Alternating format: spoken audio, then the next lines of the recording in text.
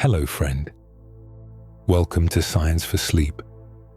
Tonight, we begin with something small, familiar, and almost too ordinary to notice for very long. A spoonful of sugar, a piece of fruit, a little sweetness in tea. It can seem so simple when it rests on the tongue for only a moment, and yet its story begins somewhere much quieter and much larger, in leaves, in sunlight, and in the slow, patient work of living things. Much of the sugar humans eat began, in a very real sense, as sunlight. Green plants take in light, water, and carbon dioxide. And through photosynthesis, they build sugars rich with stored energy. A leaf does this every day without noise, without hurry, turning brightness into something the living world can keep, move, and use. The sweetness found in fruit, nectar, sugarcane, and sugar beets is part of that same long process. It is sunlight that has been gathered and held inside the body of a plant. There is also a reason sweetness feels so easy to notice. Human beings are deeply tuned to it. For most of our history, sweet taste often signaled food that was safe to eat and rich in energy. A ripe fruit in the wild was not just pleasant, it was useful. It meant calories, and calories meant survival. So the tongue, the nerves, and the brain learned to pay attention when sweetness appeared. Even now, long after grocery stores and kitchens and packaged foods changed the way people eat, that older sensitivity still remains. Sugar is not limited to desserts, though it is easy to think of it that way. It lives quietly across the natural world.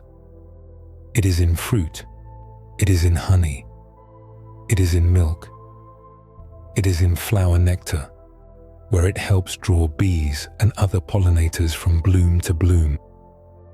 It moves through plant sap.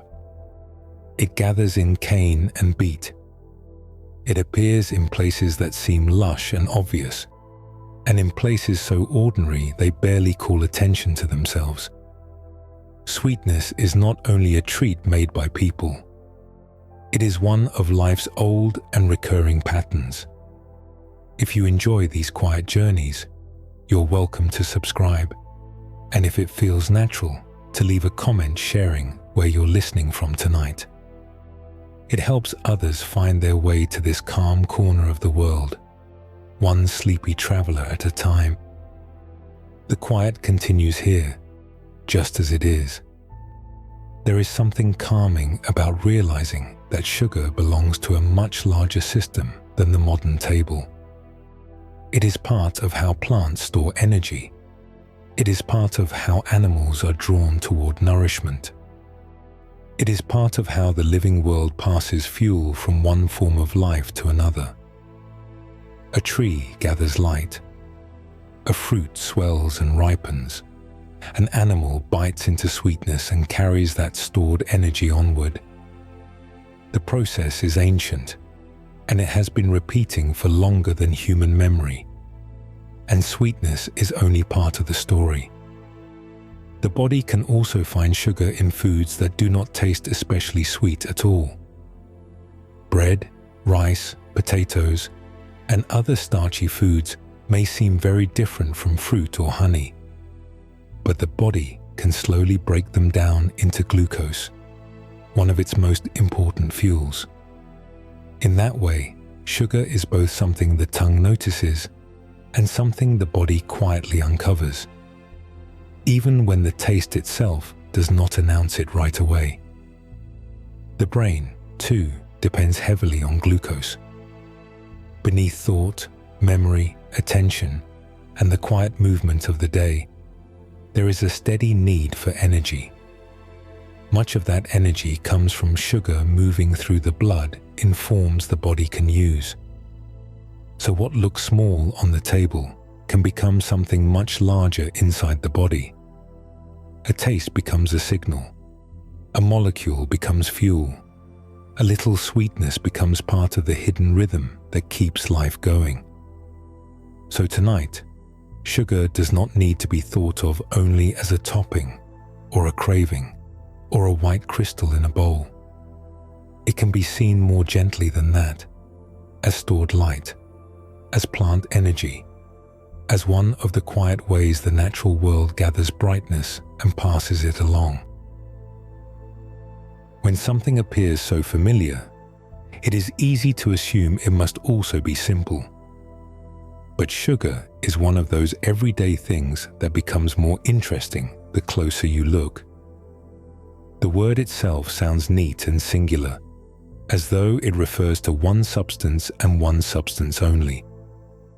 In truth, sugar is a small family of molecules, and those molecules move quietly through plants, foods, blood, and cells in different forms. At its broadest level, sugar belongs to a larger group called carbohydrates. Carbohydrates are compounds made mostly from carbon, hydrogen, and oxygen, and they are one of the main ways living things store and use energy. Some carbohydrates are large and complex, like starch. Others are smaller and simpler. Sugars belong to that smaller group. They are the more immediate, more direct forms, the molecules the body can use or build upon with less effort. One of the most important sugars is glucose. Glucose is simple, small, and central to life. Plants make it during photosynthesis, and animals use it as a major source of energy. It moves through the blood and into cells, where it helps fuel the countless quiet processes that keep the body alive. Muscles use it. Organs use it. The brain depends heavily on it. Glucose is so important that even when a meal contains no obviously sweet food at all, the body may still work steadily to produce glucose from other carbohydrates. Another common sugar is fructose. Fructose is often called fruit sugar because it appears naturally in many fruits and also in honey. It tastes very sweet, often sweeter than glucose, which is one reason ripe fruit can taste so rich and inviting. Fructose is part of the natural sweetness many animals are drawn to in the living world. It is not strange or artificial. It is one of the quiet ways plants make themselves noticed when seeds are ready to be spread and eaten. Then there is sucrose, which is the familiar sugar many people picture first. Sucrose is table sugar, the white or brown crystals stirred into tea, baked into cakes, or scattered over fruit. But sucrose is not a completely separate kind of sweetness. It is made from two smaller sugars joined together, one glucose molecule and one fructose molecule. When sucrose is broken apart during digestion, those two parts go their separate ways and are handled by the body in different but connected ways. This helps explain why the word sugar can be both useful and a little misleading. Sometimes it refers to table sugar or sucrose. Other times it refers to sugars more generally, including glucose and fructose. And in everyday speech, people often use the word even more loosely, as a way of talking about sweetness itself. But chemically, these are real structures with real differences, even if they all belong to the same gentle family. There are other sugars as well. Lactose, for example, is the sugar found in milk. Maltose appears when starches begin breaking down. The living world contains many variations, but for now, the most important thing to notice is that sugar is not one perfectly uniform thing. It is a group of related molecules, each small enough to move easily through living systems, each playing a part in energy, taste, and growth. And there is something almost calming in that. These sugars are tiny, but their work is everywhere. In a grape hanging from a vine, in nectar waiting at the center of a flower, in a spoonful of honey catching the light, in the blood moving quietly through the body after a meal.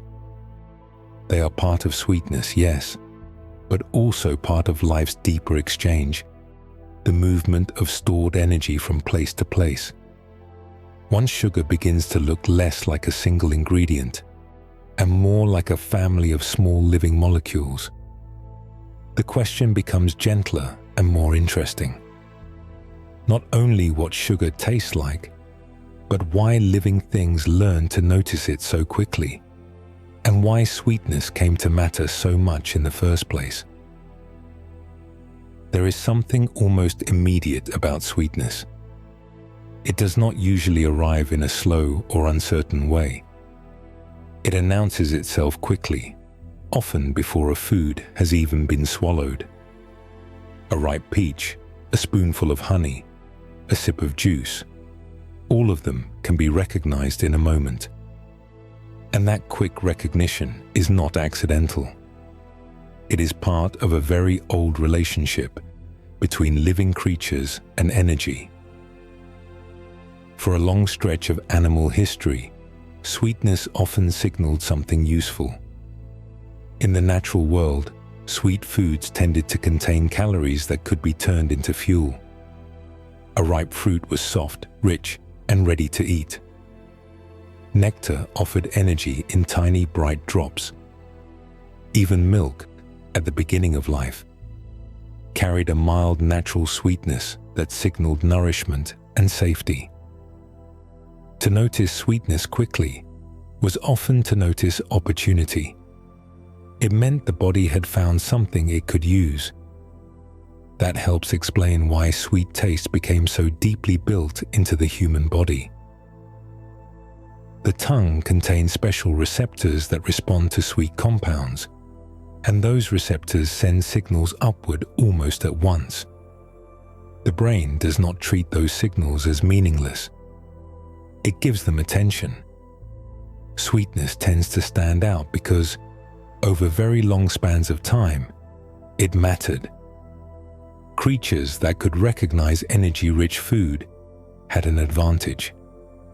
They were more likely to keep moving, survive lean periods, and raise offspring of their own. This also helps explain why sweetness so often feels reassuring. It usually does not carry the same note of warning that bitterness can carry. Many bitter compounds in nature are harmless, of course, and many are even useful. But bitterness can also be associated with plant defenses and toxins, which means the body often approaches it more carefully. Sweetness, by contrast, more often suggested safety. Not absolute safety, not always, but enough of a pattern that the body learned to respond with interest rather than hesitation. Even very young humans seem to show this. Babies tend to prefer sweet tastes early in life. That preference appears long before anyone explains dessert, long before culture adds meaning, and long before memory begins taking shape in the usual way. The attraction is already there, quiet and ancient. It belongs not only to modern eating habits, but to deeper biology. Other animals show similar patterns, though not always in the same way. Many fruit-eating animals are strongly drawn to sweetness because it helps them find ripe food. Pollinators seek nectar. Some mammals respond eagerly to sweet foods when they encounter them. But not every animal is built in the same way. Cats, for example, do not seem to detect sweetness the way humans do. Their ancestors evolved as strict meat eaters, and sweetness mattered less to their survival. So even here, sweetness reveals something larger. It shows how taste is shaped by need. There is also a quiet elegance in how sweetness helps the living world connect. A flower offers nectar, and an insect arrives. A fruit ripens and an animal eats it, carrying the seeds away. A mother produces milk and a newborn feeds. In each case, sweetness is not simply pleasure for its own sake. It is part of a larger exchange. It helps guide movement, feeding, growth, and reproduction. It is one of nature's gentlest signals, repeated across many forms of life. Of course, human beings no longer live only in the conditions that shape those older instincts. The modern world offers sweetness in ways the body never evolved to expect. In packets, bottles, pastries, candies, cereals, sauces, and foods available at almost any hour. But the response itself is older than all of that. The pull towards sweetness did not begin in factories or kitchens. It began in forests, fields, orchards, and among the first small moments when energy had to be found and recognized. So sweetness exists for more than pleasure alone. It exists because life needed ways to notice fuel. It exists because the body had to learn what to move toward. It exists because among leaves, fruit, nectar, and milk, the natural world kept offering one quiet message again and again. Here is something useful. Here is something ready. Here is something the body can use. And once that message had been repeated for long enough, it began to shape not just behavior, but taste itself. Before sugar ever reaches fruit, honey, or the human tongue, it begins in a place so common that it is easy to overlook. A leaf in daylight, a patch of green in a field, a tree standing still through the afternoon. The process looks quiet from the outside, but inside the plant, something remarkable is taking place. Light is being gathered, and from that light, sugar begins to form. Plants do not eat in the way animals do. They do not move through the world searching for food. Instead, they make much of their own. Through photosynthesis, a plant takes in sunlight, water from the ground, and carbon dioxide from the air. Using those simple ingredients, it builds glucose, one of the most important sugars in the living world. This is one of the basic ways life on Earth stores energy. The brightness falling across leaves is turned into a form that can be kept, moved, and used later. The green color of leaves comes largely from chlorophyll, a pigment that helps plants capture light. When sunlight reaches a leaf, chlorophyll absorbs part of that energy and helps begin the chain of reactions that lead to sugar production. It is not fast in the way human machines are fast. It happens quietly, cell by cell, hour after hour, across forests, gardens, crops, and grasses. Yet the total scale of it is enormous. Much of the living world depends on this calm, repeating act. The water used in this process usually rises from the roots, pulled upward through the plant's inner pathways. Carbon dioxide enters through tiny openings in the leaves. There, under the light, the plant rearranges matter into something new. Oxygen is released back into the air, while sugar begins to take shape inside the plant. This means that sugar is not only a sweet substance, it is also part of one of Earth's most important exchanges, linking air, water, light, and life. A plant can use the sugars it makes right away, especially when it is growing. New leaves, stems, roots, flowers, and seeds all require energy. But plants can also store sugar for later. Sometimes that stored energy remains in the form of sugar itself, as in fruit, nectar, cane or beet. Other times, it is converted into starch, a more complex carbohydrate that the plant can save and draw from when needed. Either way, the plant is doing something very similar. It is holding on to sunlight in a usable form. This is one reason fruit often becomes sweeter as it ripens. During development, the plant is shifting and concentrating energy, sometimes breaking stored starches down into simpler sugars. A hard green fruit can become soft, fragrant, and sweet as these changes unfold. What looks like ripening from the outside is also a quiet chemical story, one in which stored energy is being rearranged into a form that animals can easily detect and consume. Sweetness, in this sense, becomes part of timing. It tells the world that something is ready. It is also why nectar exists. Flowers spend energy making small amounts of sugar-rich liquid because that sweetness attracts pollinators. A bee or butterfly lands, feeds, and in doing so helps the plant reproduce. Again, sugar is doing more than sitting still inside a food. It is helping connect one form of life to another. It is moving through the living world as a signal, a reward, and a fuel. There is something deeply calming in this idea. A leaf rests in the light. Water rises, air enters, sugar forms.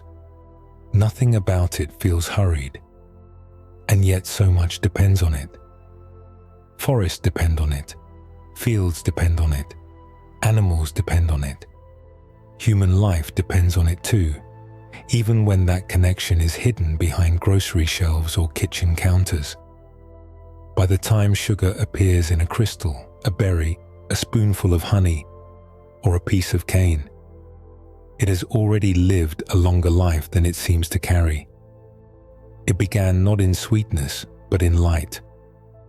And once that becomes clear, sugar starts to look less like a simple ingredient and more like one of the natural world's quiet ways of saving the day for later use.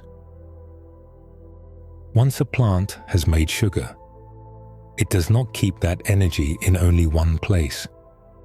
It moves it, it stores it, it spends it, and sometimes it places that sweetness where other living things will notice. In this way, sugar becomes more than a fuel inside the plant. It becomes part of a quiet relationship between plants and the world around them. Fruit is one of the clearest examples. Many fruits begin hard, green, and not especially sweet. At that stage, they are often not ready to be eaten. The seeds inside still need time. But as the fruit ripens, its chemistry begins to change. Starches may break down into simpler sugars. Acids may soften. The flesh grows sweeter, softer, and more fragrant. Color deepens. A berry darkens. A peach gives slightly under the skin. A banana turns from green to yellow, then softer still. These changes are not random. They help signal that the seeds inside are ready to be carried away. When an animal eats ripe fruit, the plant may benefit. Seeds can be dropped elsewhere, carried by birds, mammals, or other animals into new ground. So sweetness becomes part of a larger exchange. The animal receives energy. The plant gains help with dispersal. A simple sweet taste then can be part of a long ecological pattern, one that links sunlight, ripening, appetite, and the movement of life across landscapes. Nectar is another form of this same quiet strategy. Flowers produce small amounts of sugar-rich liquid, often hidden deep inside the blossom. To a passing insect or bird, nectar is a reward worth seeking. Bees, butterflies, moths, hummingbirds, and other pollinators are drawn by sweetness because it offers quick energy. As they feed, pollen may cling to their bodies and be carried from one flower to another. This helps plants reproduce. So again, sugar is doing more than feeding. It is helping create a meeting point between forms of life that depend on one another. There is something elegant about that. A flower does not move. It cannot go searching for bees. Instead, it offers sweetness. The bee does not understand plant reproduction in any human sense, and yet it does not need to. It follows sugar. It follows scent and color and pattern. And by doing so, it becomes part of one of the most important processes in the living world. Sugar also moves through sap. Inside plants, sap helps carry water, minerals, and dissolve sugars from one place to another. In many plants, especially trees, this movement is part of how energy made in the leaves can be sent toward roots, growing shoots, flowers, or stored tissues. A tree in summer may be making sugars in its leaves and sending some of that energy downward. A maple in late winter and early spring may carry sugars in sap that can be collected and boiled into syrup. The sweetness in that syrup did not appear suddenly. It was first made by leaves in an earlier season, then stored and moved through the plant's quiet inner pathways. This means sugar exists in many forms and in many locations, long before it becomes part of human food. It gathers in fruit to invite feeding. It appears in nectar to invite pollination. It moves through sap to support growth, storage, and seasonal change. It is woven into the ordinary life of plants so thoroughly that it begins to feel less like a special ingredient and more like one of the natural world's basic working materials. And yet, it still carries beauty. A drop of nectar inside a flower, a fig softening in the sun, a grape turning sweeter as the season deepens, a maple tree holding future syrup in its slow inner flow. In each case, sugar is both practical and inviting. It helps life continue, but it also creates some of the gentlest pleasures found in nature. So when sweetness appears in the living world, it is not there only for human delight. It is often serving an older purpose. It is helping plants time their ripening, attract the right visitors, move energy where it is needed, and reach outward into the lives of other creatures. And once sweetness begins to do that, it becomes easier to see why human beings eventually learned not only to notice sugar, but to seek it, gather it, and shape entire parts of daily life around it. Long before sugar was poured from paper packets or stirred into factory-made foods, people first had to find the plants rich enough in sweetness to be worth the effort of gathering and refining. Among the most important of those plants is sugarcane. Sugarcane is a tall grass, sometimes rising far above a person's head, with thick, jointed stalks that hold a great deal of sweet juice inside. It likely first became important in tropical and subtropical regions, where warmth and moisture allowed it to grow well. At a glance, it does not look like the white crystals most people picture when they hear the word sugar. It looks green, fibrous, and almost ordinary. But inside those long stalks is a high amount of sucrose, the same familiar sugar that later appears on kitchen counters and in bowls. Sugar beet became another major source of sugar much later. Unlike cane, it grows underground as a thick, pale root, swollen with stored energy. From the outside, a sugar beet looks closer to a turnip than to anything sweet. Its sweetness is hidden in a quieter way, packed inside the root where the plant has stored a great deal of sucrose for future growth. This is one of the strange and calming things about sugar. It does not always announce itself with bright fruit or nectar. Sometimes it waits in a plain root under cool soil, unnoticed until someone lifts it from the ground. Both sugar cane and sugar beet matter for the same basic reason. They store unusually large amounts of sucrose compared with many other plants. Human beings learned over time that these plants were worth the labor of cutting, carrying, crushing, boiling, and refining. Not every sweet plant offers enough reward for such work, but cane and beet do. They hold sweetness in a concentrated enough form that people could begin extracting it on a much larger scale.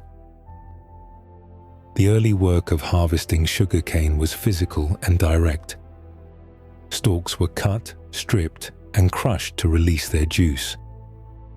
That juice could then be boiled down, so water slowly evaporated, and the sweetness became thicker and more concentrated. As the liquid changed, crystals could begin to form. Something similar later happened with sugar beet, though the process differed in detail. Beets were sliced, soaked, and processed, so their stored sugar could be drawn out, purified, and concentrated. In both cases, people were learning how to separate sweetness from the larger body of the plant. There is something almost alchemical about that transformation. A green stalk in a field, a root pulled from dark earth, then crushing, boiling, steaming, and waiting. Out of all that plant matter comes a cleaner and more concentrated sweetness than most people would ever encounter in the wild. The sugar itself can look almost pure and simple by the end, but it began as something fibrous, watery, earthy, and alive. Refined sugar, then, is best understood as concentrated plant energy. The cane made it first. The beet made it first. Sunlight fell across leaves. Water moved upward through stems or roots. The plant built sugar slowly through photosynthesis and stored that energy inside itself. Human beings then stepped in and learned how to gather that stored sweetness in a more powerful form. What once lived quietly inside a field or under the soil could now be carried away, dried, stored, and used whenever people wished. That changed the meaning of sugar. A sweet fruit must ripen in its season. Honey depends on flowers, weather, bees, and time. But refined sugar could be made stable. It could be moved long distances. It could sit in containers and warehouses, and later in shops and kitchens, waiting. Sweetness no longer had to remain tied to the exact moment and place where a plant first made it. And that may be one of the biggest shifts in the whole story. Sugar was once something encountered in the living world, inside fruit, nectar, and rare rich plants. But once people learned how to draw large amounts of sucrose from cane and beet, sweetness became more portable, more durable, and more transformable. It could be separated from the field and made to travel.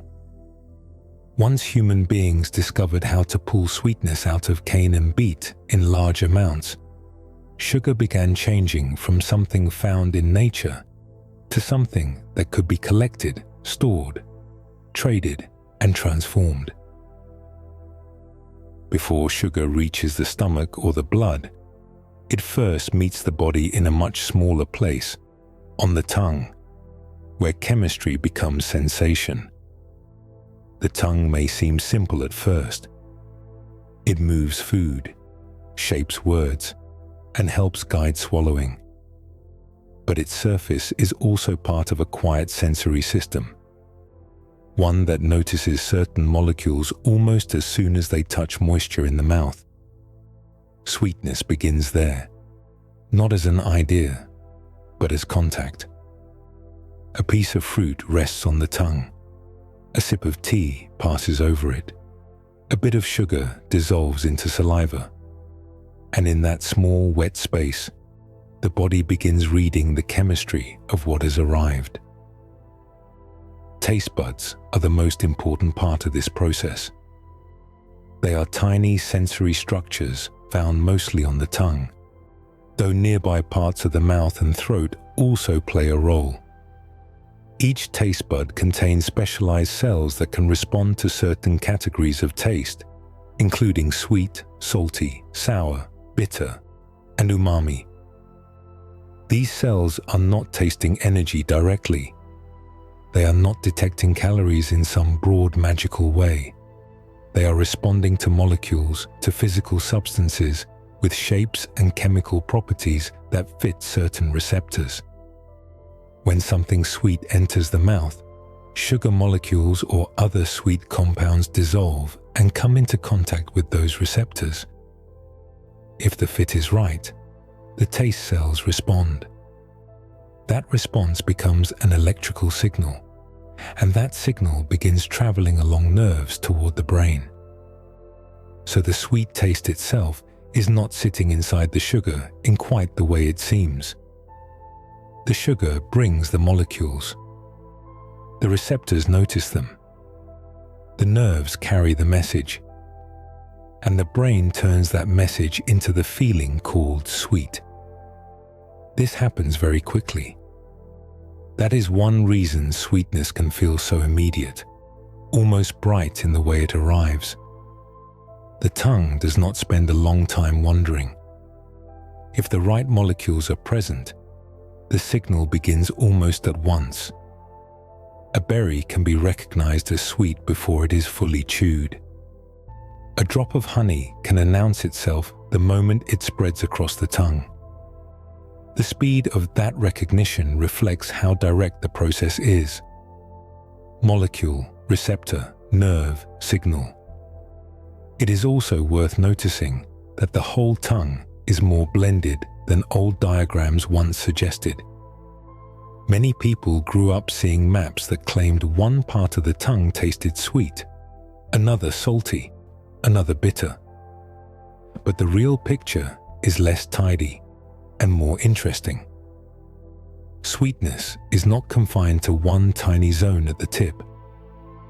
Taste buds across different regions can participate. The mouth is working more as a coordinated surface than a set of isolated patches. And yet, even this is only part of the experience.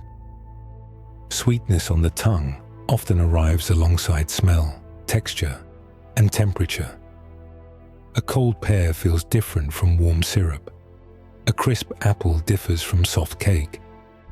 But beneath all of that, the basic signal still begins in the same way. Molecules touch the receptors. Receptors begin their quiet work. There is something almost intimate about that moment. The outside world reaches the body in a tiny dissolved form, and the tongue becomes a place of translation. A spoonful of sweetness is no longer just part of a plant or a recipe. It has entered sensation. It has become part of the body's awareness. The chemistry of the food and the biology of the mouth meet each other directly, briefly, and with surprising precision. This helps explain why sweet taste can feel so small and yet so powerful. The amount of sugar on the tongue may be tiny compared with what later moves through digestion and blood. But the signal begins there. The mouth notices before the stomach works, before the intestine absorbs, before glucose enters the bloodstream. The first recognition belongs to the tongue.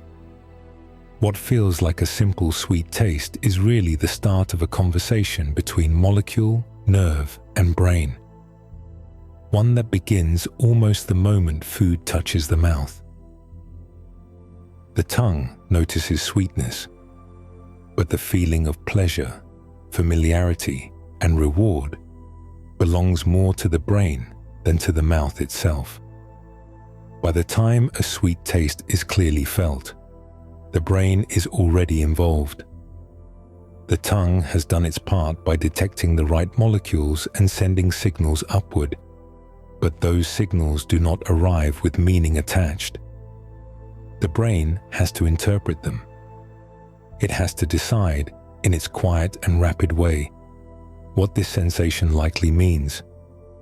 Is it familiar? Is it useful? Is it safe? Is it something worth paying attention to?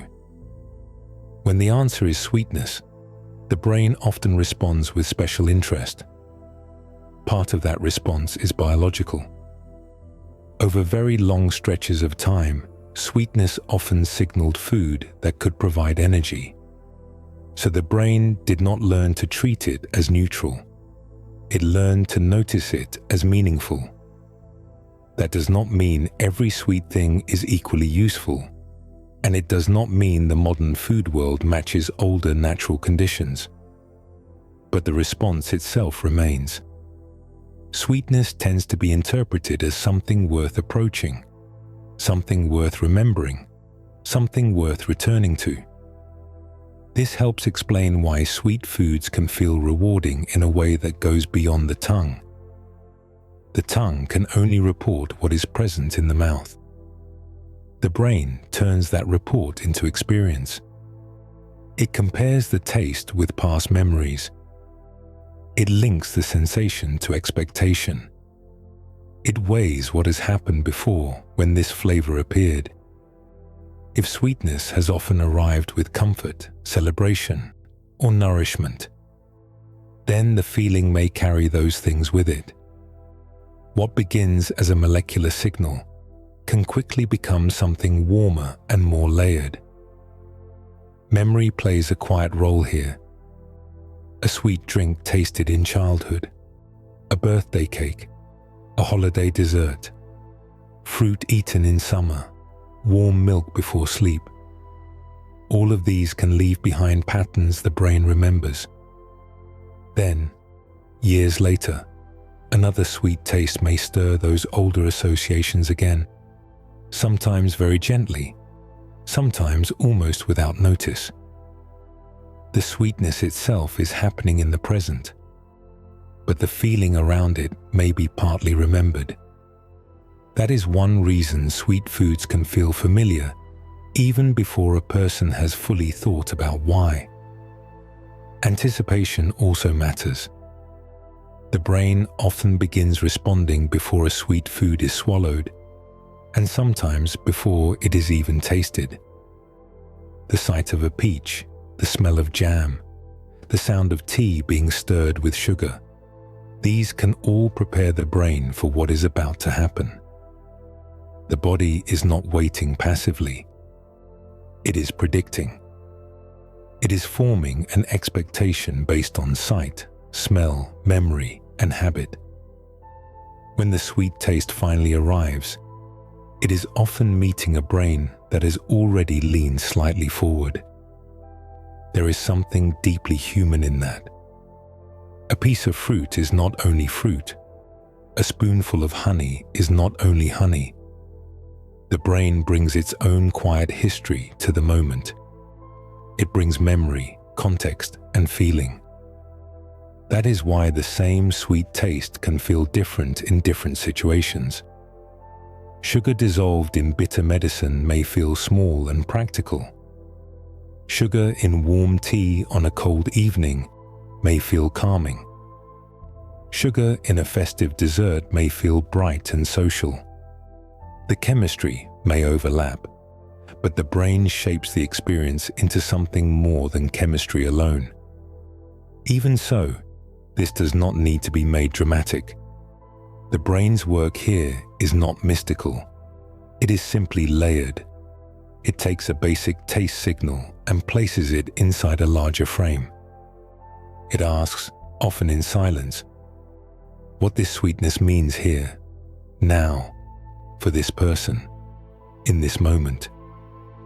And because sweetness has such a long biological and emotional history, the answer is often richer than the taste itself. So the sweetness of sugar is never just chemical. It is also perceptual, emotional, and remembered, shaped by both biology and the long, quiet patterns of a person's life. Once sweetness passes the mouth, the body's work becomes less obvious, but much more important. A sweet taste can feel immediate and complete while it is still resting on the tongue. But that moment is only the beginning. After swallowing, the food leaves the bright world of sensation and enters a quieter system, one that does not announce itself in the same way. The mouth notices flavor. The digestive system begins the work of separation, breakdown, and absorption. What was once a fruit, a spoonful of honey, or a piece of bread, now becomes part of the body's hidden labor. Digestion begins in the mouth to some extent, especially for carbohydrates.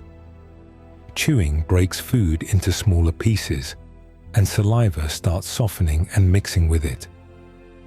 But much of the deeper work happens farther down.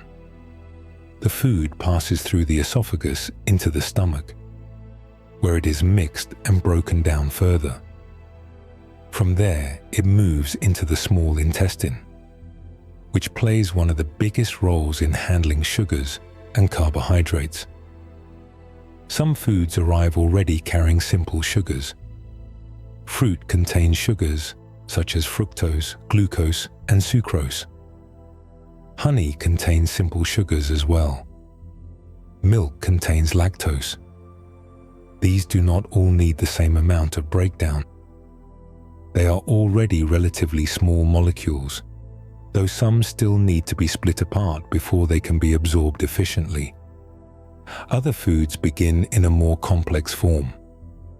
Bread, rice, oats, pasta, and potatoes contain a great deal of starch, which is made of long chains of glucose joined together. Those chains must be broken into smaller parts before the body can use them in the same quiet way it uses simpler sugars. In the small intestine, enzymes help with that work. Enzymes are tiny biological tools, each shaped for a particular task. Some break starch into smaller sugars. Others split sucrose into glucose and fructose, or lactose into glucose and galactose. This happens without any felt sensation. No sweetness announces it. No signal tells the conscious mind that a molecule has just been separated into two smaller ones. And yet, this is where much of the real transformation takes place. Once the sugar molecules are small enough, the walls of the small intestine can absorb them. From there, they pass into the bloodstream. That is one of the quiet turning points in the whole story. A sweet food in the mouth still belongs to the outside world in a way. But once its sugars move through the lining of the intestine and enter the blood, they become part of the body's internal traffic. They are no longer simply being tasted. They are being carried. This helps explain why sweetness and sugar are not the same thing, even though they are closely related. A taste may fade quickly. The pleasure of sweetness may pass in a few moments. But the body may still be working on that food long after the last flavor has disappeared. Digestion continues in silence. Sugars are being split, absorbed, and moved. Cells are preparing to receive fuel. The body is handling what the tongue first introduced. There is something steady and calming in this hidden system. The body does not panic when food arrives. It begins sorting. It breaks apart what is too large. It absorbs what is ready. It passes useful molecules into circulation. This is not an emergency response. It is one of the oldest and most ordinary acts of being alive. Every meal enters this quiet machinery. Every fruit, every grain, every spoonful of sweetness becomes part of it. And because the process is so hidden, it is easy to forget how much is happening after a meal leaves awareness. The tongue had its brief moment of brightness. The digestive tract continues without applause. The body keeps working in the dark, with fluids, enzymes, membranes, and motion, separating what can nourish from what cannot. By the time a sweet taste has faded from awareness, the body may already be separating, absorbing, and moving those small molecules into circulation. One of the quieter truths about sugar is that the body does not rely only on sweetness to find it. For many people, the word sugar brings to mind obvious things first. Fruit, candy, honey, jam, desserts, sweet drinks. But the body works from chemistry, not from impression alone. It does not need a food to taste sweet in order to uncover sugar inside it. In fact, some of the most familiar foods in daily life hold large amounts of carbohydrate that the body can slowly turn into glucose, even when the tongue never clearly names the taste as sweet. Bread is one example. So are rice, pasta, oats, potatoes, and many other starchy foods. On the tongue, these foods may seem plain, soft, savory, or only faintly flavored. But starch is made from long chains of glucose linked together. That means the body is not meeting something entirely different from sugar. It is meeting a more complex form of stored carbohydrate, one that simply requires more work before its glucose can be used. This is where digestion quietly changes the story. Enzymes begin breaking those long chains into smaller pieces. What seemed like a simple bite of bread or a spoonful of rice is slowly being reduced into smaller carbohydrate units and eventually into glucose. The tongue may never have recognized the meal as sweet, and yet the body is still patiently uncovering one of its main usable sugars from within it. That difference matters. Tasting sweet and metabolizing carbohydrate are not the same event. The tongue is a sensory surface. It notices certain molecules when they arrive in the mouth. But the digestive system works more deeply and more slowly. It can take a food that feels plain and reveal its sugar over time. So a bowl of rice and a spoonful of honey may seem very different in flavor, but both can eventually contribute glucose to the blood. There is something almost hidden about that. A potato dug from the ground does not announce itself as sugar. A slice of bread does not sparkle with sweetness. Pasta does not feel like dessert. And yet, from the body's point of view, these foods still belong partly to the same larger story. They are all ways of delivering carbohydrate, and carbohydrate is one of the main paths through which glucose becomes available. This helps widen the meaning of sugar. Sugar is not only what tastes sweet right away, it is also what the body can release from starches, grains, and other foods that seem much less bright in flavor. That is why it can be misleading to think of sugar only as a visible ingredient, added to tea or baked into cakes. The body's experience is broader than the tongue's first impression. It sees chemistry, where the tongue notices style and surface. In some cases, if a starchy food is held in the mouth long enough, a faint sweetness may begin to emerge. This happens because enzymes in saliva start breaking down starch even before swallowing. A plain cracker chewed slowly can begin tasting almost gently sweet after a while. That small change offers a clue about what is happening more fully later on in digestion. The sugar was not absent. It was simply less available at first, hidden inside a larger structure that had to be opened. And there is no need to treat this as strange or unnatural. It is part of the normal design of food and digestion. Plants often store energy as starch because it is stable and useful. Human beings then eat those plants, and the body converts that stored plant energy into a form it can use. It is another version of the same ancient exchange that has been running through the natural world all along.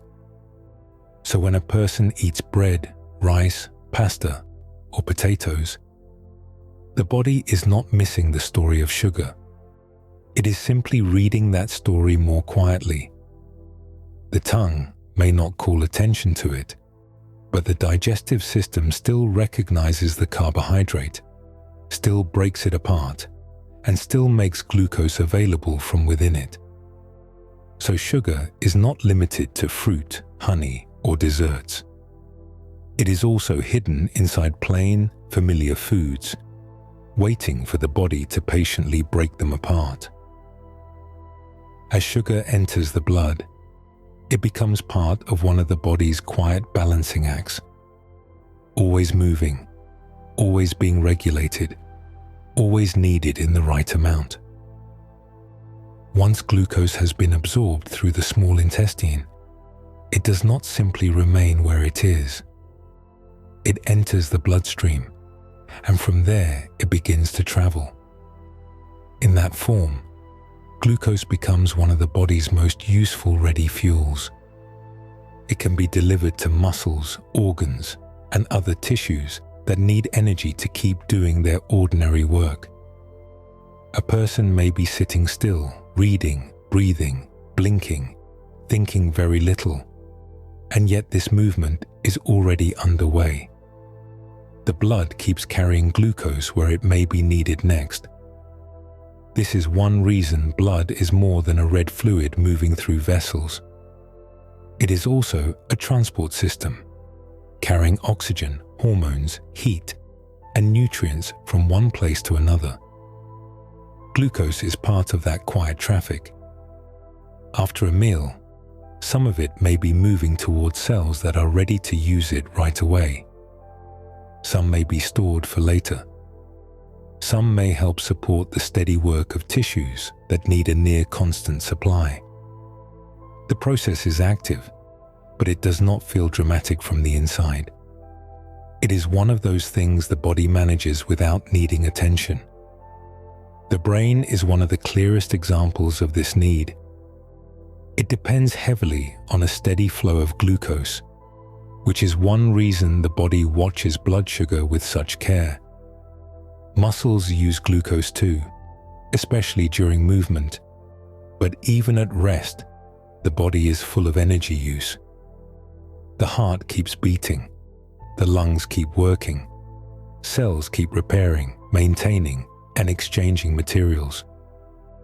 Glucose in the blood helps support all of that.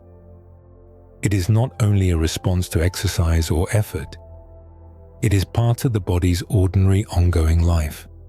But glucose cannot simply rise or fall without limit. The body works to keep blood sugar within a healthy range, not too low and not too high. Too little glucose in the blood can leave the body and brain without enough ready fuel. Too much, especially over time, can also cause problems. So the body relies on regulation. It adjusts, signals, stores, releases, and corrects. In a healthy system, this is happening quietly throughout the day, often without a person noticing anything at all.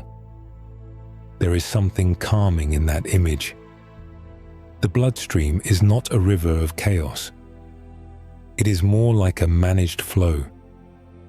Nutrients arrive after meals. Levels shift. Signals are sent. Cells respond. The body is always trying to keep conditions steady enough for the whole system to function well. Even when a person is not thinking about food, digestion, or sugar at all, this balancing work continues in the background. It also helps explain why glucose matters more than sweetness alone. By the time sugar reaches the blood, it no longer exists as a taste. It is no longer part of dessert or fruit or bread in the way a person first encountered it. It has become part of circulation, part of metabolism, part of the quiet work of keeping tissues supplied. The bright moment on the tongue has been translated into something deeper and more practical. And yet the body never treats this as unimportant. Because glucose is so useful, it must also be handled with precision. It has to be available, but not excessive. It has to be delivered, but also stored and released at the right times. That is why the system around blood glucose is so careful. The body is not only carrying energy, it is governing access to one of its most important fuels. This turns the idea of blood sugar into something gentler and more understandable. It is not just a number or a nutrition phrase. It is a moving supply of ready energy, passing through the body in measured ways, supporting life from moment to moment. Each cell does not go out and gather fuel on its own. The blood brings it, and the body keeps watch over how much is there. The bloodstream, then, is not just carrying sugar. It is carrying one of the body's main forms of ready energy, moving it where it is needed and adjusting as conditions change. If glucose is the traveler, insulin is one of the signals that helps guide where it goes. Once glucose enters the bloodstream, the body does not leave it there without direction. It begins coordinating. It sends signals, opens pathways, and helps certain cells know when fuel is available to be taken in. One of the most important parts of that process is insulin, a hormone that helps regulate blood sugar and keep the body's energy system steady. Insulin is made and released by the pancreas, an organ that rests quietly behind the stomach. Most of the time, people do not think about the pancreas at all. It works without asking for notice, releasing digestive juices on one side of its job and hormones on the other. Insulin is one of those hormones. When glucose rises in the blood after a meal, the pancreas can respond by releasing insulin into the bloodstream, where it begins acting as a kind of messenger. That message is simple, even if the biology behind it is detailed. Glucose is available. Cells can begin taking some of it in. Many cells in the body need help receiving glucose from the blood, and insulin is part of how that help is given. It interacts with cells in a way that makes it easier for them to take in glucose and use it for energy or store it for later. Muscles do this. Fat tissue does this. The liver also responds, helping store some glucose in a packed form called glycogen, which can later be broken down again when the body needs it. In this way, insulin is not only helping glucose leave the blood, it is helping place that glucose somewhere useful. There is something calm and orderly about this. A meal is eaten. Digestion breaks carbohydrates down. Glucose enters the blood. The pancreas notices the change. Insulin is released. Cells begin responding. Some glucose is used right away. Some is saved. The body is not reacting wildly. It is adjusting, always trying to keep conditions steady enough for the whole system to function well. That steadiness matters because glucose is both necessary and delicate. The body needs it available, especially for organs like the brain. But it also needs to prevent too much from lingering in the blood for long periods. So insulin becomes part of a larger balancing system. It is one of the ways the body manages the movement of energy, making sure glucose can travel, arrive, and then be taken where it belongs. It also helps to think of insulin not as a forceful command, but as part of a conversation. The body is full of these quiet exchanges. A signal rises, a tissue responds, a level changes, another adjustment follows. Insulin is one voice in that wider coordination. It helps translate the presence of food into action inside the cells. It helps turn a meal into usable fuel. At times between meals, when blood glucose is lower, insulin levels also tend to fall. This makes sense. The body does not need the same signal at the same strength all the time. It is always matching its response to current conditions. That is one reason balance is such a useful way to think about insulin. It is not only about bringing something down, it is about helping the body manage timing, movement, storage, and access with a kind of steady intelligence. The result is that most of this happens without being felt directly. A person may finish a meal and go on with the day, unaware of how much careful work is unfolding in silence. Glucose is moving. Insulin is signaling. Cells are opening to receive fuel. The liver is storing some away. Blood levels are being guided back toward a healthy range. The whole thing is dynamic, but it is also deeply ordinary, part of the body's daily rhythm. And this is why sugar makes the most sense when seen as part of a system rather than in isolation. The important story is not sweetness alone, or glucose alone, or even insulin alone. It is the way the body handles all of them together, with signals and responses that keep the internal world stable enough for life to continue smoothly. Much of health depends not on sugar alone, but on the body's ability to handle it with calm precision, releasing signals, opening pathways, and restoring balance again and again. Among all the organs that use sugar, the brain stands out for how constantly it depends on a steady supply. The brain is not especially large compared with the rest of the body, and yet it uses a remarkable amount of energy.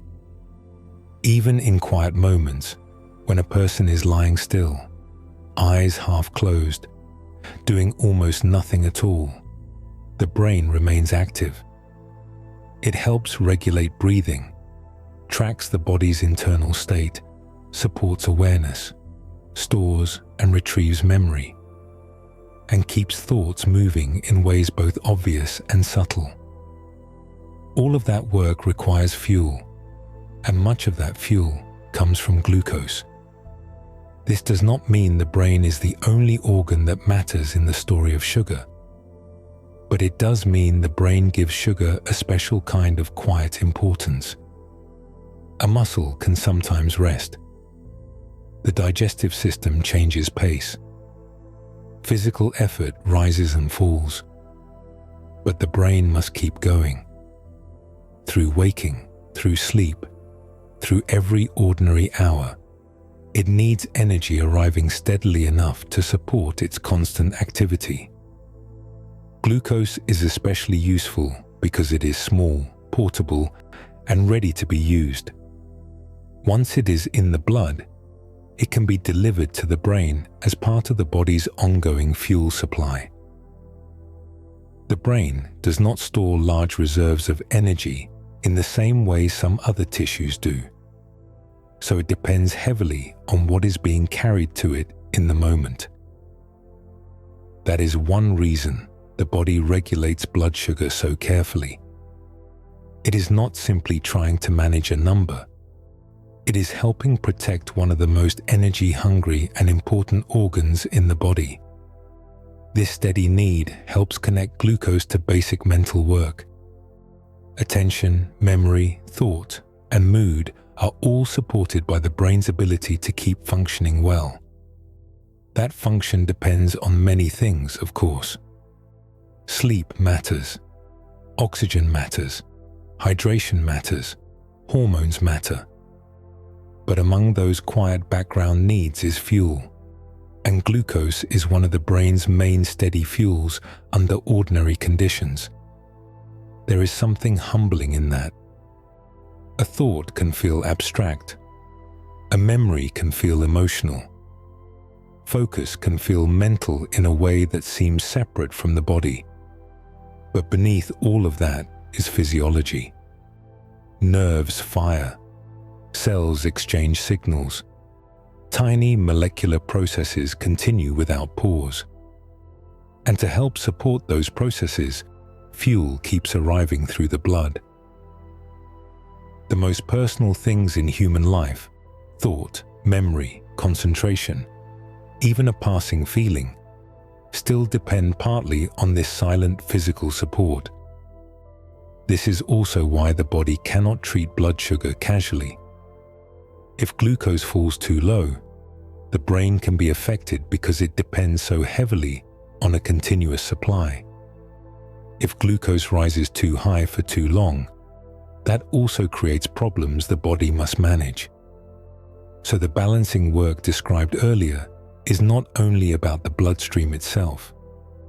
It is partly about protecting the brain's access to stable fuel. The body regulates because the brain needs continuity. And yet none of this feels dramatic from moment to moment. A person reading quietly, walking slowly, or resting in the evening does not feel glucose entering the brain. No sensation announces that a cell has taken in fuel. No soft light appears in the mindscape to mark the event. It is all happening beneath awareness. That may be part of why it is so easy to forget. The brain can only think because so many forms of support are already being provided without asking to be noticed. Even sleep does not end that need. The brain remains active through the night, moving through different states, supporting dreams, memory processing, repair, and regulation. Its energy use changes, but it does not simply shut down. It keeps working in quieter patterns, still depending on the body's careful handling of fuel. This gives sugar a strangely quiet importance. Beneath thought, memory, focus, and mood, there is often the steady background need for fuel moving through the blood to the brain. Not all foods move through the body in the same way, and part of sugar's story is the difference between what arrives quickly and what takes longer. Two foods can contain carbohydrate, and yet the body may experience them very differently. One may break down and enter the bloodstream more quickly. Another may release glucose more slowly over time. On the surface, both are food. Both may eventually provide energy. But the pace matters. The body is not only responding to what arrives, it is also responding to how fast it arrives, how long it lingers, and what else is traveling with it. A spoonful of sugar dissolved in liquid is already in a simple form. It does not require much breakdown before it can be absorbed. Some fruit juices and sweet drinks are similar in that way. Their sugars can move into the bloodstream relatively quickly because there is little structure left to slow the process down. By contrast, a whole fruit contains not only sugar, but also water, fiber, and plant structure. A bowl of oats, a potato, or a slice of dense bread may require more digestion. The body has more work to do, and the release of glucose can be slower and steadier. This difference is one reason energy can feel smooth at some times and less steady at others. When glucose rises quickly, the body has to respond quickly too. When glucose enters more gradually, the body can often manage the change in a calmer, more even way. That does not mean one food is magical and another is harmful in every context. It simply means that the pace of digestion shapes the pace of the body's response. Fiber plays a quiet but important role here. Foods that contain more fiber often take longer to move through the digestive system. Fiber can slow the emptying of the stomach and reduce how quickly carbohydrates are broken down and absorbed. The same is often true when carbohydrate is eaten along with protein or fat. These other parts of a meal can change the overall rhythm of digestion, making the release of glucose less abrupt. The food is still being handled. The fuel is still arriving. But the timing becomes different. Structure matters too. A whole apple is not experienced by the body in exactly the same way as apple juice. A cooked grain with its shape still intact is different from a heavily processed form of starch. A crusty loaf and a soft sugary pastry may both contain carbohydrate, but their textures, ingredients, and internal structure help shape how digestion unfolds. The body notices all of this, even when the conscious mind does not. There is something almost musical in that pacing. Some foods enter the system with a quick, bright note. Others unfold more slowly, like a longer, steady tone. The bloodstream, the pancreas, the digestive tract, and the cells all respond to this rhythm. It is not only about how much glucose eventually appears, but about the pattern of its appearance. A rapid rise feels different in the body than a gradual one, even if both lead back to the same basic molecule in the end. This helps explain why eating can sometimes feel sustaining, and even while at other times it may feel brief or less settled. The body is not reacting only to flavor or fullness. It is responding to timing. How quickly was the carbohydrate broken down? How much fiber slowed the process? What else was in the meal? How much glucose entered the blood at once, and how much entered more slowly? These are quiet differences, but they shape experience more than many people realize. And still, the body is always trying to adapt. Whether fuel arrives quickly or slowly, the system begins its balancing work. It absorbs, signals, stores, releases, and adjusts. Quick energy and slow energy are not separate worlds. They are different patterns within the same larger system. One that keeps translating food into movement, thought, warmth, and life. The body does not experience all sugar in one uniform way. Timing matters, context matters, and the pace of digestion can shape how energy feels as it moves through the day. Prior to sugar becoming a white crystal stored in bowls and paper bags, sweetness often arrived in a darker, slower form, gathered from the labor of bees. Honey is one of the oldest concentrated sweeteners human beings have ever known. It does not need to be planted in rows or refined in a factory before it becomes recognizably sweet. It begins in flowers, in nectar, in sunlight stored by plants and offered in tiny drops to visiting pollinators. Bees gather that nectar, carry it back to the hive, and through a long, quiet process of digestion, exchange, and evaporation, turn it into honey.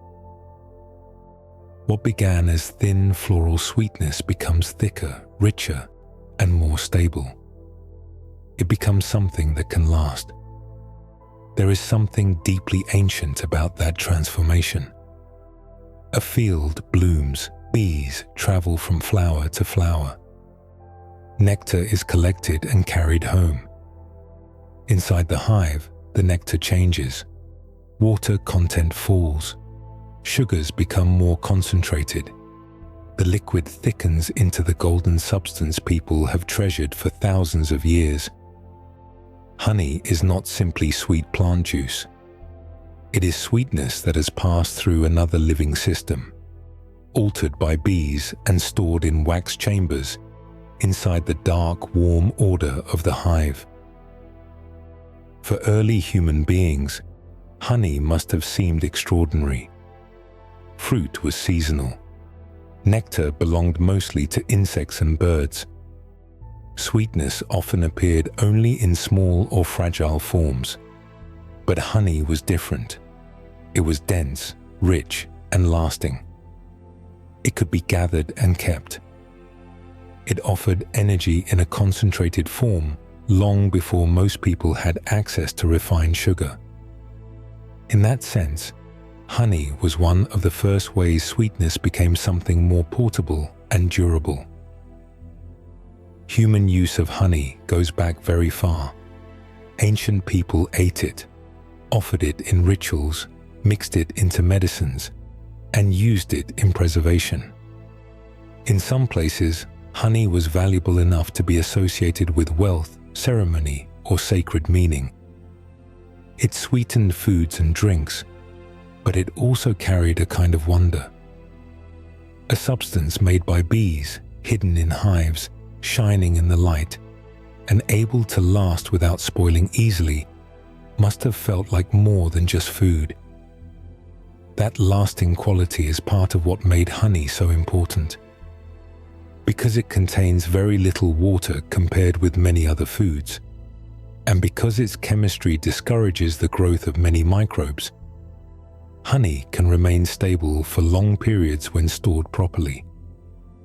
This made it useful not only for sweetness, but for keeping and carrying.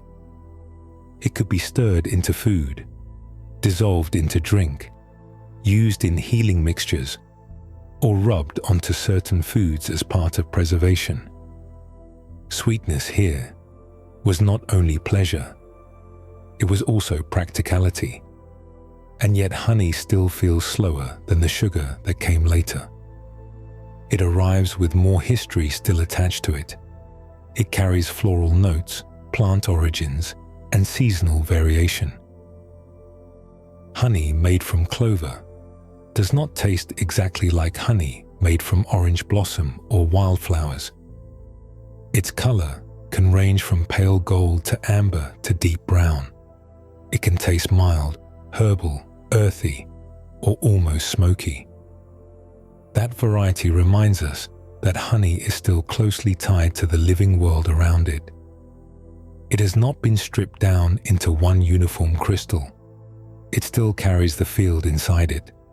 This is one of the calmest differences between honey and later refined sugar. Refined sugar aims for sameness. It becomes predictable, clean, and almost without place. Honey remains more local, more seasonal, more shaped by flower, weather, and landscape. One spoonful may carry the work of bees moving through summer blossoms. Another may hold the darker trace of autumn flowers. It is sweetness, but sweetness with memory still inside it. So for much of human history, when sweetness appeared in a concentrated form, it often came through hives, not factories. It came through bees, not machinery. It was gathered more slowly, used more carefully, and understood as something precious enough to value. Even after later forms of sugar became common, honey never fully lost that older feeling. It still seems to belong partly to the field and partly to the hive, a sweetness not made so much as gathered.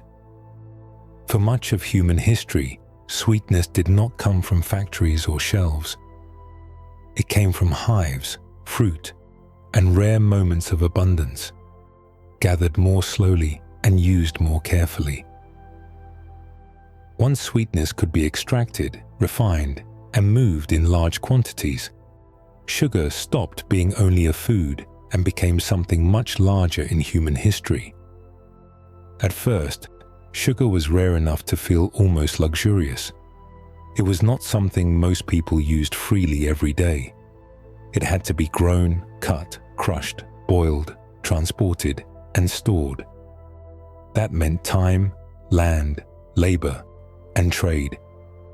As those systems expanded, sugar began to change from a local sweetness into a global commodity, something bought and sold across great distances, carried by ships, taxed by governments, and folded into the rising economies of entire empires. Part of this happened because sugar was unusually useful. It was sweet, of course, but it was also storable, transportable, and desirable. Unlike ripe fruit, it did not spoil quickly. Unlike honey, it could eventually be produced in much larger quantities once the right systems were in place. That made it valuable in trade. A crop that could be shipped long distances and sold for profit would always attract power, and sugar did.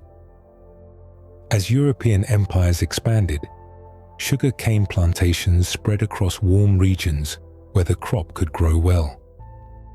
Islands and coastal lands in the Caribbean, parts of South America, and other tropical areas became deeply tied to sugar production. And with that expansion came one of the darkest parts of sugar's story. Plantation systems demanded enormous labor, and much of that labor was extracted through slavery. Millions of African people were captured, transported, and forced into brutal conditions to support the growing sugar economy. The sweetness that appeared in cups, cakes, and preserves in distant places often carried violence inside it, even if the final buyer never saw the fields where it began. This is one of the hardest truths in the history of sugar. Something so small and bright in taste became tied to human suffering on a massive scale. The work of planting, cutting cane, crushing stalks, boiling juice, and managing plantations was exhausting and dangerous. Sugar did not become cheap and common by accident. It became cheap for some because the real cost was pushed onto others through systems of force, exploitation, and empire. At the same time, sugar was reshaping everyday life in other ways. As it became more available, it entered more kitchens and more recipes. It sweetened tea, coffee, chocolate, jams, pastries, and preserved fruits. It began changing habits of eating and drinking. New routines formed around it. What had once been rare started becoming a more regular part of daily life for more people, especially in places tied closely to global trade networks. Economies changed too. Sugar was not only food, it was profit, taxation, shipping, finance, land use, and labor. Ports grew busy moving it. Merchants built fortunes from it. States competed over the lands that produced it. Entire regions were reorganized around its cultivation. Fields that might have grown other crops were turned toward sugar because the demand was so strong and the profits could be so high. In that sense, sugar helped shape landscapes as well as diets. There is something deeply strange in that. A grain of sugar is so small it can rest unnoticed on a fingertip. It dissolves almost instantly. And yet, multiplied enough times, those grains influence trade routes, labor systems, agriculture, wealth, and power. They changed what people planted, what they bought, what they drank, and what kinds of lives they were forced to live. Sugar became part of history, not because it was large, but because it was desired, concentrated, and easy to move once enough people learned how to produce it at scale. Even now, that older history lingers behind the ordinary presence of sugar in the modern world. A spoonful stirred into tea may seem far removed from fields of cane or ships crossing the ocean, but the path from one to the other is part of how sugar became what it is today. Its story is not only botanical or bodily, it is also economic, political, and human. It is strange to realize that something as small as a grain of sugar could carry so much history inside it. Not only sweetness, but labor, distance, power, and change. In the modern world, sugar no longer feels rare, and that may be one of the most important changes in its long story. There was a time when sweetness arrived only in certain moments. A ripe fruit in season, a little honey gathered with effort, a rare and costly amount of refined sugar saved for the wealthy or for special occasions. But over time, that changed.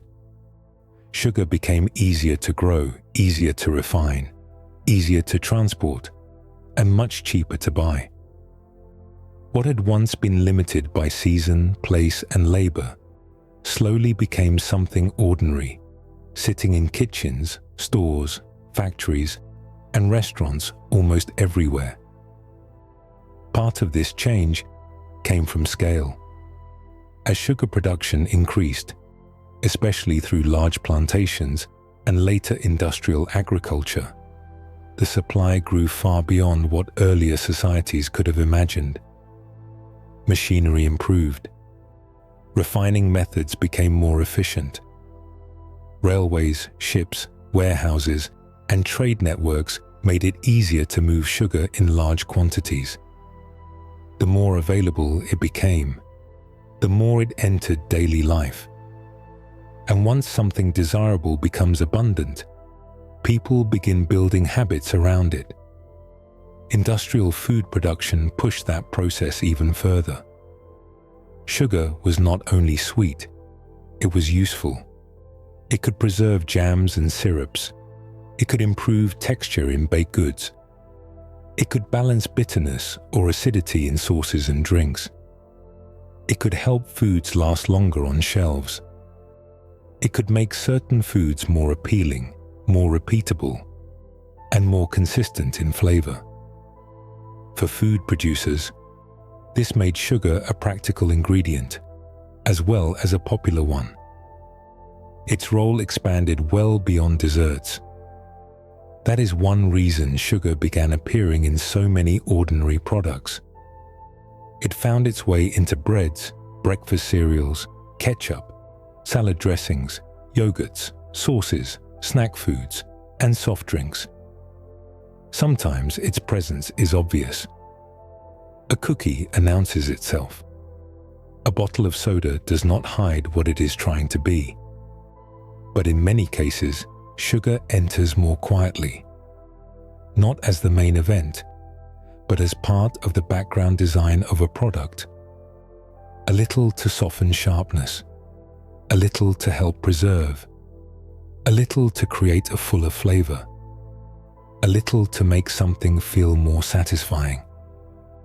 This abundance changed the meaning of sweetness.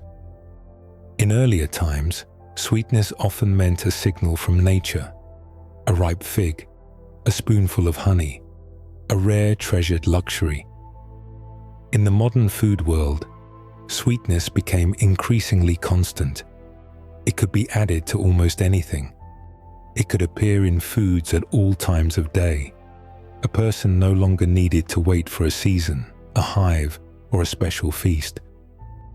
Sweetness could be purchased, packaged, and repeated with almost no interruption.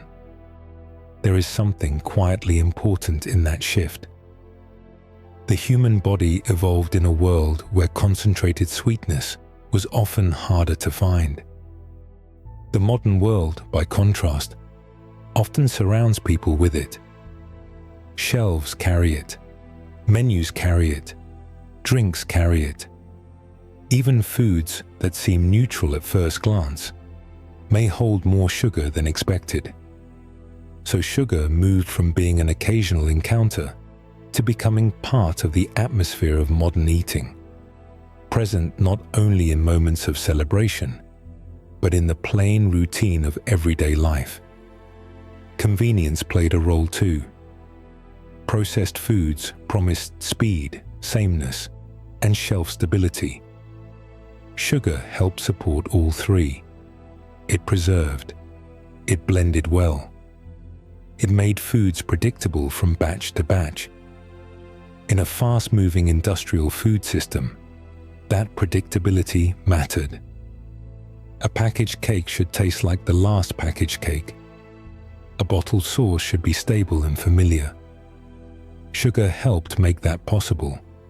And once that system grew large enough, people began encountering sweetness not as an event, but as a constant option. This does not mean sugar itself changed its nature. A glucose molecule remained a glucose molecule. Sucrose remained stored plant energy.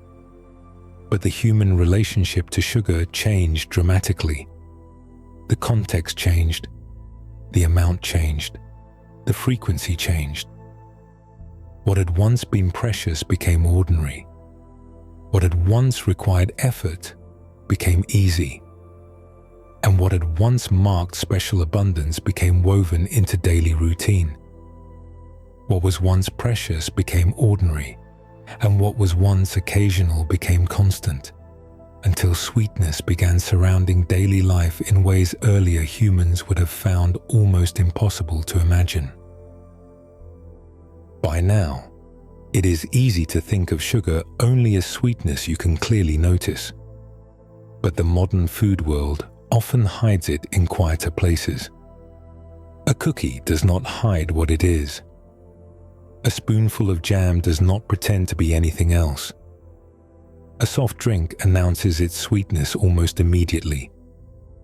But much of the sugar in modern food arrives in a softer, less obvious way. It is built into products that do not seem like desserts at all.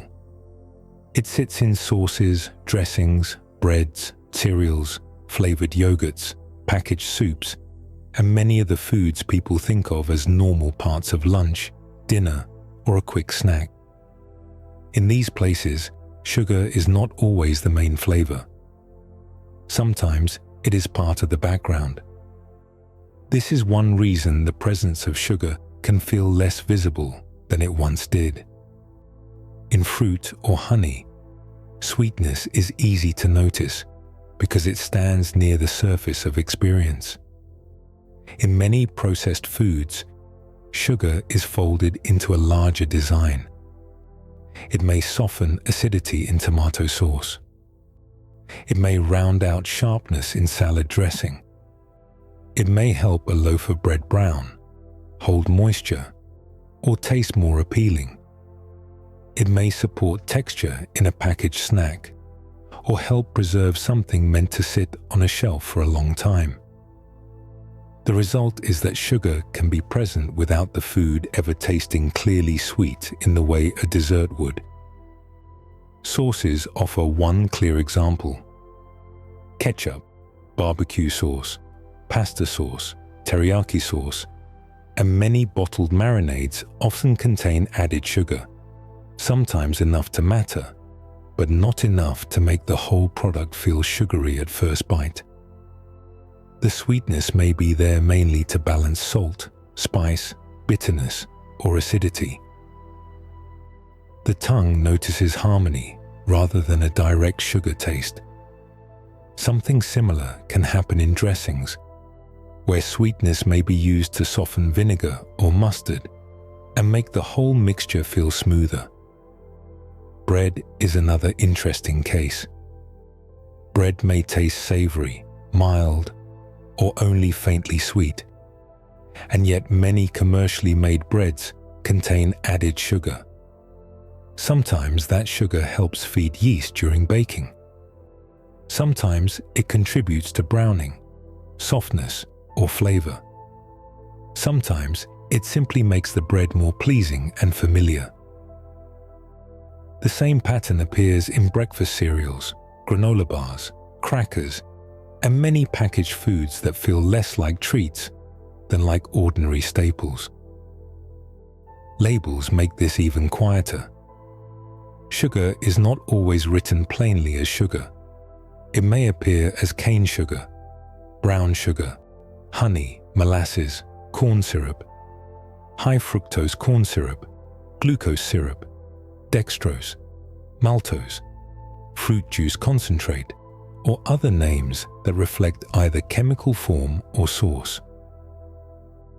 From the body's point of view, these differences matter less than the fact that sweetness has been added. But from the shopper's point of view, the variety of names can make sugar feel more scattered, more hidden, and harder to notice at a glance. There is no need to make this into a moral drama. It is simply part of how modern food is often designed. Sugar does many jobs at once. It sweetens, yes, but it also smooths flavor, supports texture, preserves moisture, and helps certain products stay stable longer. It can make something feel richer, softer, rounder, or more complete, even when the final taste is not obviously sugary. This is less about deception in every individual case and more about function. Sugar became common partly because it was useful in so many ways. Still, it does change the experience of daily eating. In the older natural world, sweetness usually stood out when it was present. In the modern packaged world, it can be dispersed, softened, and woven into food so thoroughly that a person may consume it without ever feeling as though sweetness was the main event. The body, of course, still notices the chemistry, but the tongue may name the food as savory, balanced, mild, or familiar instead. That makes sugar in the modern world a little stranger than it first appears. It is no longer only the thing in desserts or in the sugar bowl. It is also part of the texture of everyday food, mixed so thoroughly into ordinary products that it can become almost invisible to casual notice. Sugar can therefore be present even when the tongue does not name it right away, folded into familiar food so quietly that many people scarcely notice it is there. Perhaps one of the strangest chapters in the story of sweetness is that human beings eventually learn to create the sensation of sweet without using sugar itself. For most of history, sweetness came attached to something physical and familiar. Fruit held it, nectar held it, honey held it, cane and beet held it. Even refined sugar, though more concentrated, still came from plants that first made it from light. But in the modern world, people found another path. Instead of using sugar itself, they created compounds that could trigger the taste of sweetness without being the same molecules the body had known for so long. These substances are often called artificial sweeteners or non-sugar sweeteners. Some are made in laboratories. Others are derived from plants but refined and used in concentrated forms. What they share is simple enough to describe. They can activate the sweet receptors on the tongue, even though they are not glucose, fructose, or sucrose in the old familiar sense. The tongue receives the signal. The nerves carry the message. The brain hears sweet. And yet the substance itself is different from the sugars that once carried plant energy into the body. That is what makes this chapter so unusual. The mouth can receive one kind of message, while the rest of the body receives something else. The tongue is not tasting stored sunlight. It is tasting a signal that resembles sweetness closely enough to trigger the same sensory doorway. A sweetener can therefore create the feeling of sweet without bringing the same amount of energy that sugar usually brings. In some cases, it may bring almost none at all. From the point of view of chemistry, this is less magical than it sounds. The sweet receptors on the tongue do not know the full history of a molecule. They do not know whether it came from a peach, a hive, a cane field, or a laboratory. They respond to structure. If the shape and chemistry of a compound interact with the receptor in the right way, the signal begins. The taste bud does its job. The brain begins interpreting. Sweetness is felt. From the point of view of lived experience, though, it can feel almost uncanny. For thousands of years, sweetness usually meant calories, ripeness, or concentrated energy. Now it can mean a chemically similar signal with a different metabolic meaning. The old bond between sweet taste and stored fuel has been loosened, not fully broken because sugar is still everywhere, but loosened enough that the mouth and the rest of the body are not always being told the same story. This does not need to become an argument. It is simply a striking fact about human invention. The modern food world found a way to separate sensation from substance, at least partly. A drink can taste sweet even when little or no sugar is present. A dessert can carry the memory of sweetness while delivering a very different chemical path through the body. What once came naturally bundled together, sweet taste and plant energy, can now arrive separately, and that reveals something deep about taste itself. Taste is not a direct reading of reality in its fullest form. It is a signal system. The tongue reports one part of the truth. The rest of the body works out what follows. In older conditions, the signal of sweet usually pointed toward energy-rich food. In modern conditions, that relationship can be more complicated. The receptors still do their work, but the meaning of the message may now depend on what kind of sweetener has arrived. There is something almost philosophical in that. A sweet taste feels immediate and trustworthy, and yet it can now be produced in more than one way. The tongue is certain. The brain recognizes the signal, and still the deeper chemical story may differ. Sweetness becomes not only a flavor, but a kind of perception shaped by receptors, memory, and expectation. So artificial sweetness does not remove the mystery of sugar. In some ways, it deepens it. It shows that sweetness was never just the substance itself. It was also the signal the substance sent through the body, a signal humans eventually learned how to imitate. In that sense, artificial sweetness shows something very deep about taste itself. The feeling of sweet can be separated from the older natural story of stored plant energy. Human beings are not the only creatures shaped by sweetness, though different animals meet it in very different ways. Across the living world, sweet taste often points toward energy. For many animals, that makes it useful. A ripe fruit, a drop of nectar, a sweet plant sap. All of these can offer quick fuel. So it is not surprising that many species have become sensitive to sweetness in one form or another. The signal helps them find food worth eating, just as it helped guide human beings over long stretches of time. Pollinators offer one of the clearest examples. Bees, butterflies, moths, hummingbirds, and other nectar-feeding animals are drawn to flowers, partly because nectar contains sugar. A flower may look still and silent, but inside it can hold a small reward rich enough to bring visitors again and again. The pollinator receives energy. The plant receives help with reproduction.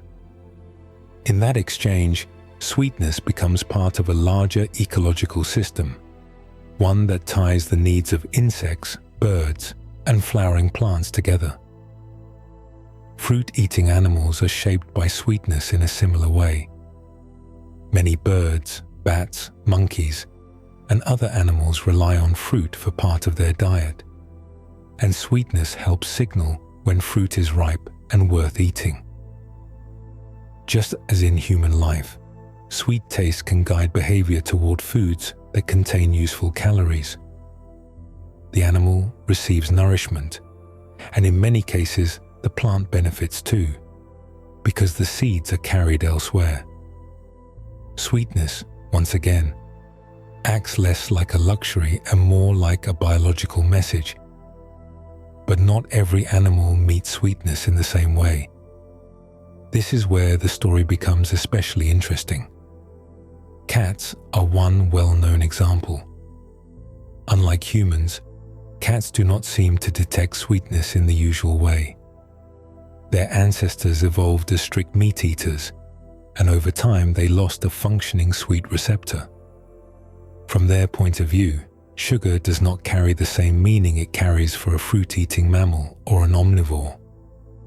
A sweet dessert that seems obvious to a human may hold little interest for a cat, because its body did not need sweetness as a guide. That difference tells us something important. Sweet taste is not a universal experience given equally to all creatures. It is shaped by diet, environment, and evolutionary need. If an animal depends on nectar, fruit, or plant sugars, it makes sense for sweetness to matter. If an animal lives mostly by hunting meat, sweetness may become less useful, and over long periods of time the body may no longer preserve it in the same way. There are other variations too. Some animals are especially sensitive to certain sugars. Some rely more on smell than taste when searching for food. Some respond to sweetness but in a narrower range than humans do. The living world does not offer one single model of taste. It offers many, each fitted to the needs of the creature carrying it. A bee does not need the same sensory world as a wolf. A bat feeding on fruit does not need the same taste system as a seal. Sweetness is tuned accordingly. There is something calming in that diversity. It reminds us that taste is not fixed at one perfect setting. It shifts with the shape of a life. A hummingbird hovering at a flower, a bear finding berries, a monkey reaching for ripe fruit, a cat ignoring sweetness altogether.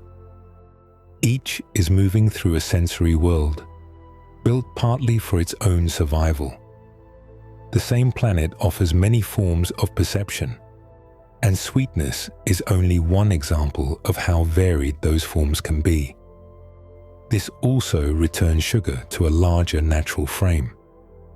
Human beings often think about sugar as a personal matter, something in the kitchen, the blood, or memory. But sweetness belongs to wider systems than that. It belongs to ecosystems, flowering seasons, pollination routes, fruiting trees, feeding patterns, and the long, quiet shaping of species over time.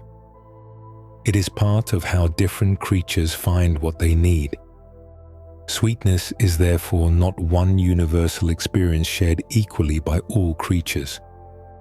It is something evolution tunes differently, depending on what each kind of life needs to survive.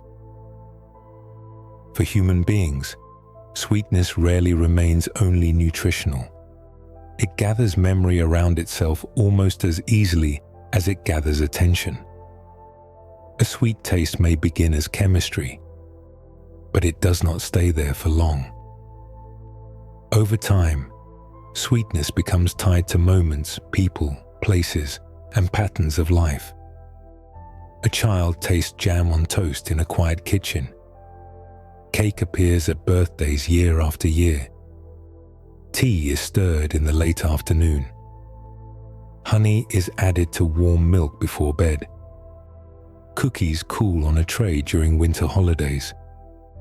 None of these moments is made only of sugar, of course. But sugar often sits inside them. And because it does, sweetness begins to gather emotional meaning. This is one reason sweet foods can feel so familiar. The taste may be simple, but the life around it is layered. Sweetness appears at celebrations, at gatherings, at small private comforts, and at the end of ordinary meals. It can mark reward, generosity, affection, and rest. A dessert may say the day is ending. A sweet gift may say someone was thought of. A cup of sweet tea may say, sit down, stay a while, be at ease. The sugar itself is small, but the ritual around it can become very large inside memory. Childhood is especially important here. Many early experiences with sweetness happen in moments of care. A parent offers fruit. A grandparent keeps biscuits in a tin. A birthday arrives with candles and cake. A holiday table fills with baked things that appear only once each year.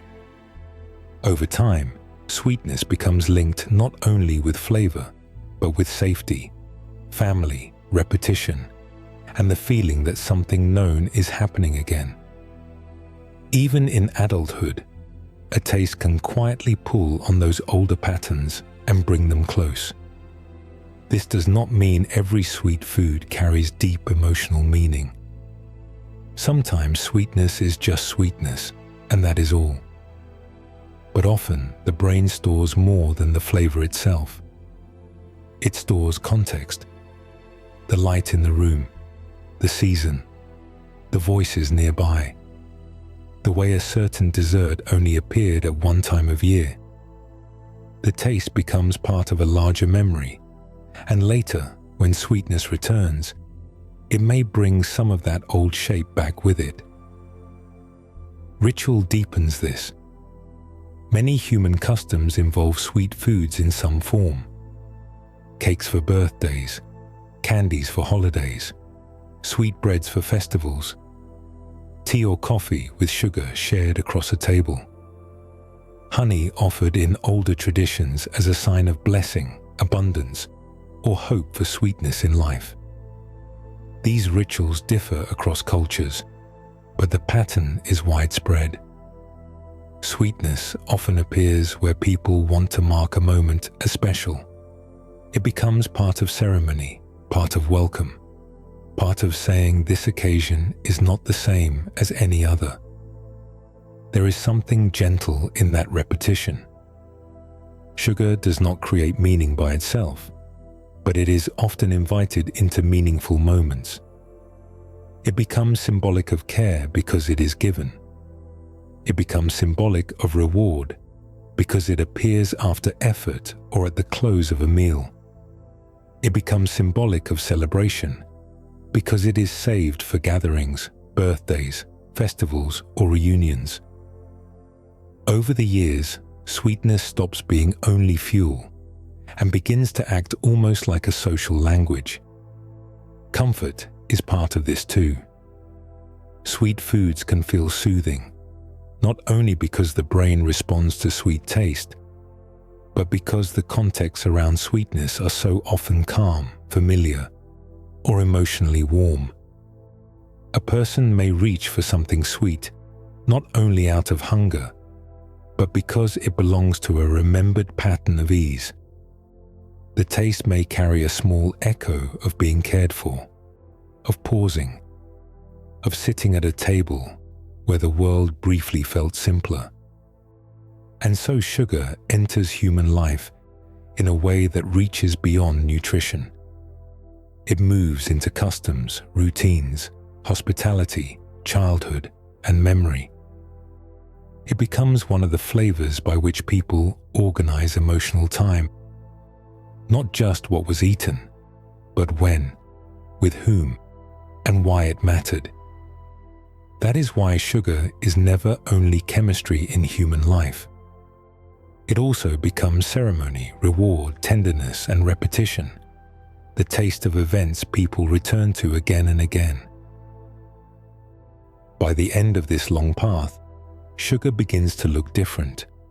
Smaller in one sense because it is just a molecule, and larger in another because it has moved through so many parts of life. At the beginning, it may have seemed simple, a sweet taste, a familiar ingredient, a white crystal in a bowl. But slowly, it widened. Sugar led back into leaves and sunlight, into flowers and nectar, into fruit ripening quietly on the branch. It entered the body through the tongue, passed into the blood, and helped fuel the steady hidden work of the brain. It moved through digestion, memory, trade, agriculture, ritual, and daily life. What first looked small turned out to be connected to a much larger world. And yet it is still small. A glucose molecule remains tiny. A grain of sugar can dissolve almost instantly. A sweet taste can pass in moments. There is something calming in that contrast. Sugar is both intimate and vast. It belongs to the smallest scales of biology, and also to the broadest patterns of human history and the living earth. It can sit quietly on the tongue, and it can shape fields, economies, kitchens, and memories. Perhaps that is why sugar feels so ordinary and so strange at the same time. It is ordinary because it appears everywhere. In fruit, in milk, in bread once the body breaks it down, in sauces, desserts, cereals, and drinks, in honey gathered from hives, in the blood moving through the body after a meal. It is ancient because none of this began with modern life. Long before factories, long before packets, long before labels and shelves, plants were already making sugar from light. The whole long story began there, in green tissues lifting sunlight into a form that could be kept. That image remains one of the quietest and most beautiful parts of the whole subject. Sugar as stored sunlight. Not a metaphor only, but a physical truth. Leaves take in light, water, and air, and they begin building energy into form.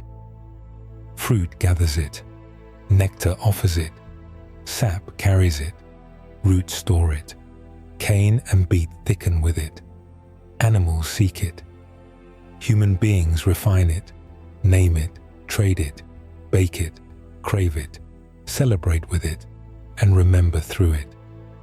The same brightness keeps moving, just changing shape as it passes from one part of life to another.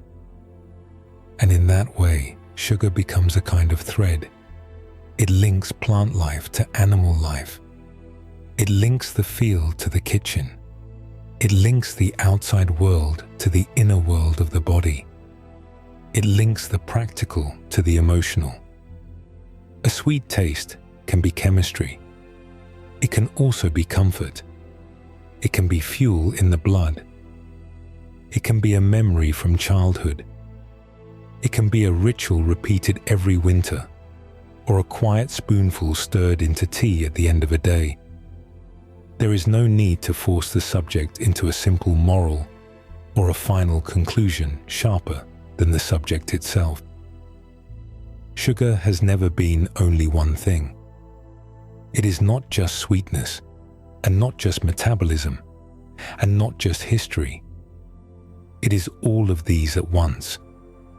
It belongs to biology, to agriculture, to perception, to labor, to pleasure, to custom, and to the silent intelligence of plants. It belongs to the calm exchange by which the living world stores energy and passes it onward. So perhaps the gentlest way to leave it is this. Sugar is not only what it seemed at first. It is older, quieter, and more connected than it appears. It begins in light, travels through life, and arrives in forms so ordinary that they can disappear into the background of a day. And yet the story remains inside them. In a berry, in a spoonful of honey, in a loaf of bread the body slowly translates into glucose. In the blood, in the brain, in the remembered warmth of something sweet shared long ago. And so sugar remains what it has quietly been all along, a small bright form of stored energy, moving from sun to leaf, from leaf to fruit, from food to blood, and from the living world into the soft private spaces of human life and memory.